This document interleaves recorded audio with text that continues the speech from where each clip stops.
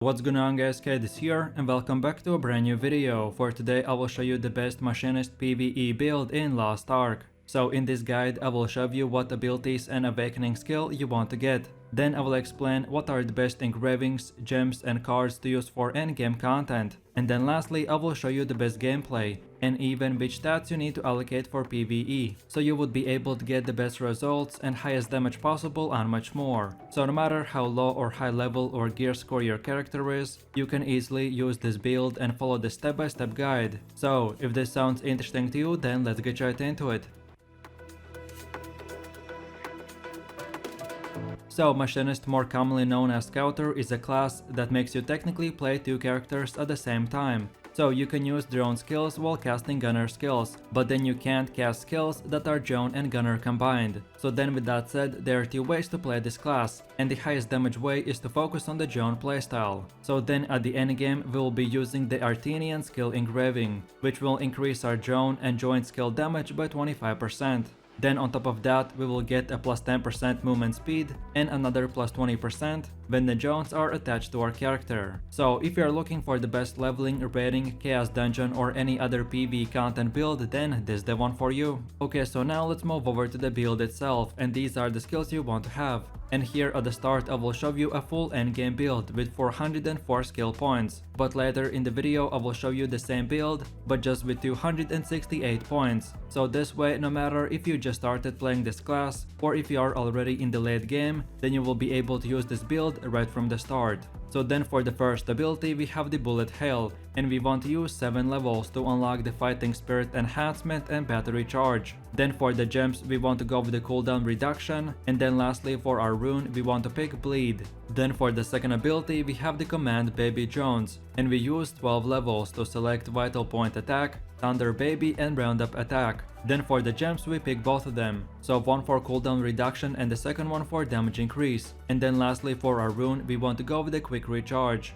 Then for the next one we have the command Raid Missile, and we use 12 more levels to unlock Battery Discharge, Organ Missile and Weak Point Detection. Then for the gems we pick both of them, so one for cooldown reduction and the other one for damage increase. And then lastly for the rune we want to go with the Conviction. Then for the fourth ability we have the Annihilation mode, and we use once again 12 levels to select Weak Point Detection, Reformation and Comrade. Then for the gems we won last time use both of them, so one for cooldown reduction and the second one for damage increase. And then lastly for the rune we pick Gale Wind. Then for the next one we have the Strategic Fire, and we use this time 10 levels to unlock Weak Point Detection, Preheated Shot and Involved Shot. Then for the gems we don't want to select anything, and then lastly for the rune we pick Judgment. Then moving over to the next ability which is called Mobile Shot, and we use 10 more levels to select Solid Maneuver, Flash Shot and Additional Maneuver. Then for the gems we want to go with the cooldown reduction. And then lastly for the rune we choose Rage. So then for one of the last abilities we have the Avalanche, and we use once again 10 levels to unlock Weak Point Detection,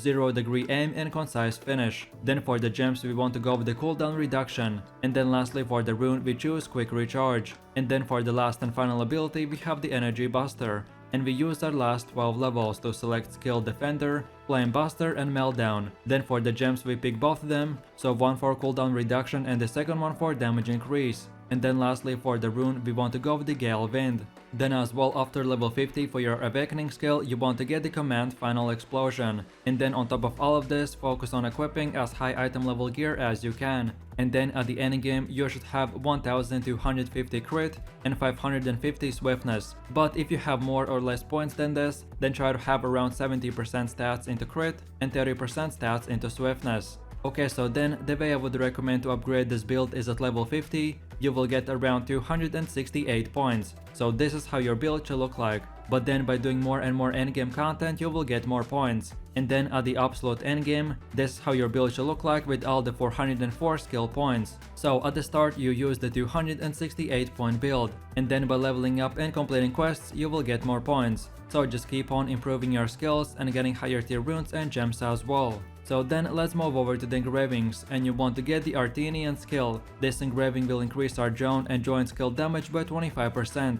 Then on top of that, we will get a plus 10% movement speed and another plus 20% when the drones are attached to our character. And then as the drones give the highest damage to this class, so that's why we want to prioritize using this class engraving. So then for the second engraving we have the Raid Captain, and this will give us plus 45% outgoing damage of the basic movement speed. And as we are using 30% swiftness stat, so this will give us a really nice damage increase. Then the next one is called Keen Blunt Weapon, and this will increase our crit rate damage by 50%, but our attacks have a chance to deal 20% less normal damage. And as our build has very high crit rate, so increasing the crit damage by 50% is a massive overall damage increase for our build. Then for the fourth engraving you want to get the Hitmaster, and this will increase our damage by 16%. So as you can tell, increasing our drone damage by 16% is a pretty OP buff. Then the next one is called Curse Doll, so this will increase our attack power by plus 16%, while removing our healing by 25%. And as we anyways are at the endgame content, we don't want to take any damage and step on the red AoEs, so this is a nice damage boost at the cost of becoming just a little bit more squishier.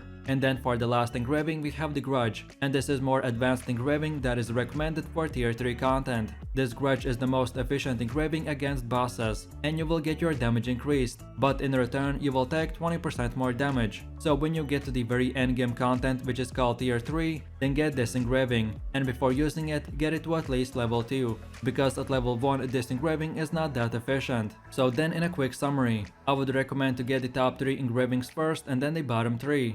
And then last but not the least, let's move over to your cards, and you want to get the Shandy, Azena and Ainana, Nineveh, Vey, Baldur and Tyrain. In general, these cards are endgame system for maximizing your character, so you don't have to get them right away, but these cards will optimize your damage output in PvE even more. I did bunch of testing for this build and this was the best and most optimized card set. Okay, so then moving over to the gameplay. And if you have played this class while leveling, then you will be very familiar with the skills, so I will just try to give you a short description. So then for the first ability we have the Bullet Hail, and this skill will make your character aim forwards for 9 times, while doing bunch of damage and recharging your battery by 24. And as well we can use the skill to obtain the reloading buff, which I will cover later in the video. Then the next ability is called Command Baby Drones, and this skill will make your drones send 9 small self-destructing drones that will explode right into the enemy and deal a lot of damage. Then for the next skill we have the Command Raid Missile, and this is another drone skill that will make your drones fire 6 missiles that each do massive damage and knock the enemies away. Then for the next ability we have the Annihilation mode, and this skill will instantly summon a drone that back to back will fire at the enemies. Each 90 degrees that your character turns, it will fire 2 more times and inflict bunch of damage. Then the next ability is called Strategic Fire, and when you use the skill, our character will enter a sitting position that will aim forwards, dealing bunch of damage for 15 seconds while recharging the battery by 75.